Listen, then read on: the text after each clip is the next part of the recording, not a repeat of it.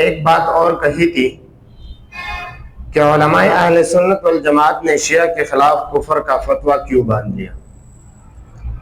کیونکہ ان کے عقائد میں ایسے عقائد شامل ہیں جو کہ کفر کو برسر میدان لا کر واضح کرتے ہیں کہ یہ لوگ کافر ہیں نہ کہ مسلمان۔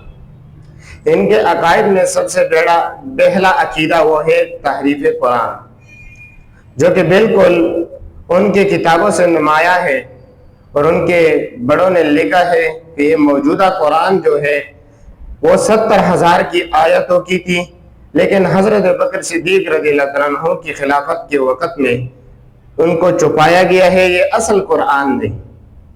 اور کچھ لوگ ان جماعت میں ایسے بھی ہے جو کہ یہ نظریہ رکھتا ہے کہ اصل جو قرآن مجید ہے وہ امام غائب کے ساتھ ہے، جو کہ 12 اماموں والی جو عقیدہ رکھتے ہیں اہل بیت میں سے، یہ لوگ کہتے ہیں کہ ان میں ایک امام غائب ہوا ہے اور جو اصل قرآن مجید تھا وہ لے گیا ہے۔ یہ عقیدہ قرآن اور حدیث سے بالکل مخالف ہے۔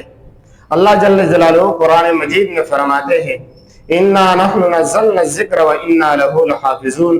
اللہ جل جلالہ فرماتے ہیں کہ قرآن ہم نے نازل کیا اور ہم ہی قرآن کی حفاظت کرنے والے ہیں۔